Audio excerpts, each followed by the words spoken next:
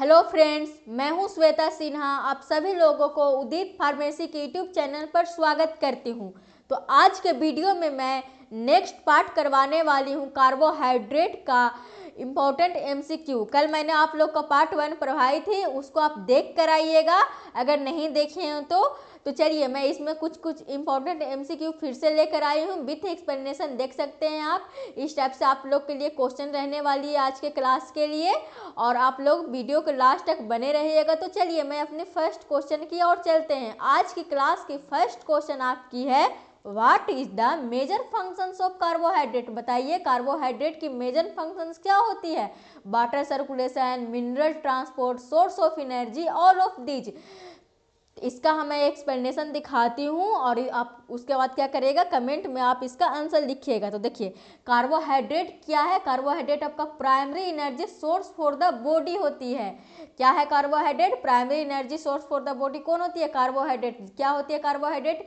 Carbohydrate आपका glucose में टूटेगी, क्या करेगी, ग्लूकोज में टूट जाएगी। उसके बाद क्या होगा, जिससे कि आपका सेलुलर रिस्पायरेशन में ये एनर्जी के फॉर्म में आपका यूज हो जाएगी। ठीक, क्या होती है कार्बोहाइड्रेट? ब्रेक होती है ग्लूकोज में, जिससे क्या होता है आपका सेलुलर रिस्पायरेशन में आपका एनर्जी के फॉर्म में यूज हो जाएगा। ठीक, लेकिन कार्बोहाइड्रेट के और भी अलग रोल्स प्ले करती है, जैसे कि मिनरल ट्रांसपोर्ट में, फिर कंट्रीब्यूटिंग टू वाटर बैलेंस में। इस सब प्रोसेस में क्या होता है, कार्बोहाइड्रेट का यूज होती है। लेकिन मेनली फंक्शंस क्या है इसका? प्राइमरी फंक्शंस क्या है? Provide energy. कार्बोहाइड्रेट का प्राइमरी फंक्शंस क्या है? Provide energy. तो देखिए इसका करेक्ट आंसर क्या होगा, जल्दी से कमेंट में लिखिए। What is the major functions of carbohydrate? क्या होगी कमेंट में, जल्दी से आंसर लिखिए। अभी मैंने बताई क्या होगी, सोर्स ऑफ एनर्जी। क्या होगा? Source of energy.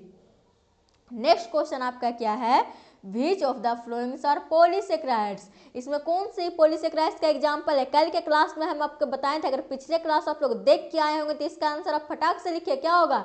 स्टार्च होगा या ग्लूकोज होगा या सुक्रोज होगा या ओल्स होगा। क्या होगी? Starch is the correct answer. कौन सी हो जाएगी इसका करेक्ट आंसर? स्टार्च, क्योंकि स्टार्च क्या था आपका? पॉलीसेक्राइड्स। और ग्लूकोज क्या है आपका? बताइए जल्दी से कमेंट में लिखिए। ग्लूकोज क्या है? मोनोसेक्राइड्स। और सुक्रोज क्या है आपका? डाइसेक्राइड्स। और ओल्स क्या है आपकी? लिपिड्स है।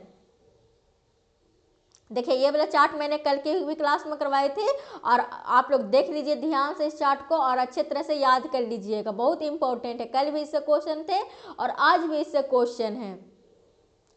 नेक्स्ट क्वेश्चन आपका है, two sugars which differ from one another only in configuration around a single carbon atom atom. बताइए ऐसा दो सुगर जो एक दूसरे से कॉन्फ़िगरेशन में अलग हो, कौन सा बेसिस पर? मेनली एक सिंगल कार्बन एटम पर। कितने, कौन सा टर्म में रहेगा कॉन्फ़िगरेशन उसका अलग? सिंगल कार्बन एटम में। तो उसको आप क्या बोलिएगा? उसको आप इपिमर्स बोलिएगा या फिर एनोमर्स कहिएगा या ऑप्टिकल आइसोमर्स या स्टीरियो आइसोमर्स। बताइए करेक्ट आंसर क्या होगा। इसका एक्सप्लेनेशन दिखाती हूँ, उसके बाद आप लोग क्या करिएगा, इसका कमेंट में आंसर लिखिएगा। तो देखिए इपिमर्स में क्या होते हैं, इपिमर्स में आपका फोर्थ कार्बन पर क्या होगा, यहाँ पर चेंज हो जाएगा कॉन्फ़िगरेशन। देखिए यहाँ एक कौन सी आपकी कार्बन नंबर है, यहाँ पर आपकी फर्स्ट कार्बन होती है, सेकंड है, ए थर्ड है, ए फोर्थ है और ए फिफ्थ है। तो फोर्थ कार्बन आइटम पर क्या हो रही है, डी ग्लूकोज और डी गैलेक्टोज का क्या हो रहा है, कॉन्फ़िगरेशन चेंज हो रहा है। जैसे आप फोर्थ कार्बन पर आप देख सकते हैं कि OH ग्रुप क्या है, इधर डी ग्लूकोज में राइट में है, लेकिन यहीं पर डी गैलेक्टोज में क्या है, लेफ्ट में है। तो ये क्या हो रही है आपकी, चेंज हो रही है कॉन्फ़िगरेशन। तो इसीलिए आप क्या हो जाएगा, इपिमर्स हो जाएगा। तो इपिमर्स का एग्जांपल भी आप यहाँ से देख सकते हैं, D glucose and D galactose is the examples of epimers. और इपिमर्स क्यों है, तो इसके कायरल सेंटर पर, एक कायरल सेंटर पर कॉन्फ़िगरेशन अलग है, तो इसलिए क्या हो गया, इपिमर्स हो गए। तो बताइए इसका करेक्ट आंसर क्या होगा, वैसा दो सुगर जो कॉन्फ़िगरेशन में एक दूसरे का अलग है, मेनली एक सिंगल कार्बन एटम पर, तो उसको क्या बोलिएगा, उसको आप इपिमर्स बोलिएगा। क्या कहिएगा, इपिमर्स कहिएगा। नेक्स्ट क्वेश्चन है आपका, which of the following is an epimeric pair. बताइए इपिमेरिक पेयर क्या है, अभी मैंने आपको एग्जांपल दिखाए थे। इपिमेरिक पेयर क्या है, गैलेक्टोज क्या है आपका गैलेक्टोज एंड ग्लूकोज। क्या हो जाएगा इसका correct answer, glucose and galactose is the correct answer, क्योंकि यहाँ पर क्या हो रहे थे, फोर्थ कायरल सेंटर पर क्या हो रहा था, कॉन्फ़िगरेशन चेंज हो रही थी। ग्लूकोज में किधर था, ग्लूकोज में आपका राइट में OH लगी हुई थी, लेकिन गैलेक्टोज में किधर था, लेफ्ट में OH ग्रुप लगा हुआ था, यानी कि यहाँ पर क्या हो रहा था, दूसरे का कॉन्फ़िगरेशन चेंज हो रही थी। तो इसलिए इसका करेक्ट आंसर क्या हो जाएगा, ग्लूकोज एंड गैलेक्टोज इस क्या है, इपिमेरिक पेयर है। नेक्स्ट क्वेश्चन है आपका, which of one of the flowing acts like a fuel in driving the body. हम लोग के बॉडी में कौन है जो फ्यूल की तरह वर्क करता है, वाटर, विटामिन, फैट्स या कार्बोहाइड्रेट, कौन करती है। आप लोग को सभी को पता होगा इसका करेक्ट आंसर, कौन करती है बताइए, जल्दी से कमेंट में लिखिए। देखिए कार्बोहाइड्रेट मेनली क्या है आपका, primary fuel of the body है, ठीक, जो क्या करती है आपकी ग्लूकोज को में मोटिवलाइज करती है। उसके बाद क्या होता है, सेलुलर प्रोसेस में हेल्प होती है, ठीक, और फिर ब्रेन फंक्शंस और मसल एक्टिविटी भी इंक्लूडिंग रहती है इसमें। लेकिन फैट्स भी क्या है, फैट्स भी एनर्जी सोर्स में यूज हो रही है, लेकिन बॉडी है किसको प्रीफर करती है, मेनली बॉडी आपको कार्बोहाइड्रेट की प्रीफर करेगी इफिशियंट फ्यूल के लिए।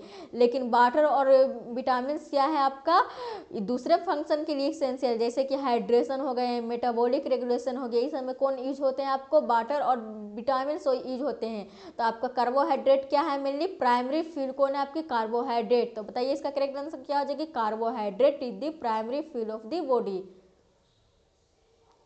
नेक्स्ट क्वेश्चन आपका है, alpha D glucose and beta D glucose. और बताइए अल्फा डी ग्लूकोज और बीटा डी ग्लूकोज क्या है, स्टीरियोआइसोमर्स, एपीमर्स, एनोमर्स, केटो अल्डोपेयर्स। बताइए क्या हो जाएगा इसका। देखिए एनोमर्स में क्या होते हैं, मेनली एनोमर्स एक साइक्लिक सेक्राइड्स में होते हैं, यानी साइक्लिक शुगर रिंग में होते हैं एनोमर्स, जो क्या होते हैं एनोमेरिक कार्बन पर कॉन्फ़िगरेशन चेंज होगा। तो यहाँ पर जो फर्स्ट कार्बन है यहाँ पर क्या होते हैं, कॉन्फ़िगरेशन चेंज होते हैं। यहाँ पर क्या है, दोनों ग्लूकोज है, लेकिन एक अल्फा डी ग्लूकोज और एक बीटा डी ग्लूकोज है। अब बताइए दोनों का स्ट्रक्चर भी आपको बनाने के लिए आ सकता है, तो आप लोग कन्फ्यूज हो जाइएगा। तो देखिए ध्यान से देखिएगा मैं क्या बोल रही हूँ। जो अल्फा डी ग्लूकोज में क्या होते हैं, OH ग्रुप कहाँ रहते हैं, OH ग्रुप नीचे लगे रहते हैं, कहाँ रहते हैं, बिलो द प्लेन, मतलब नीचे लगे रहेंगे OH ग्रुप।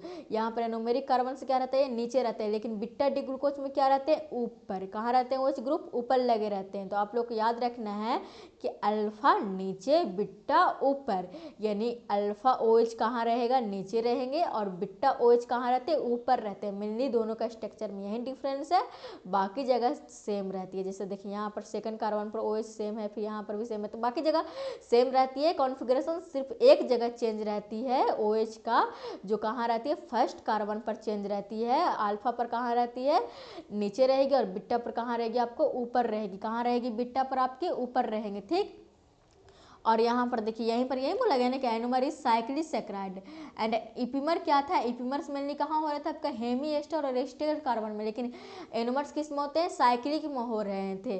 तो एनोमेरिक कार्बन इसको बोलेंगे, जहाँ पर चेंज होते रहेगा कॉन्फ़िगरेशन, उसको क्या बोलिएगा, एनोमेरिक कार्बन। तो आप लोग को समझ में आ गया कि एनोमर्स के एग्जाम्पल कौन सा है, alpha D glucose and beta D glucose is the examples of anomers.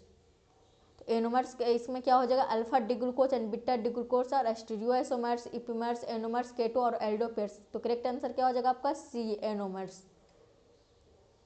Next question आपका, general test to identify carbohydrate. Carbohydrate का जनरल टेस्ट क्या है बताइए, Mayer's test, Benedict's test, Sinoda test, Molisch test, कौन सा है कार्बोहाइड्रेट का general test है बताइए, जल्दी से इसका कमेंट में आंसर लिखिए। चलिए इसका एक्सप्लेनेशन मैं दिखा देती हूँ।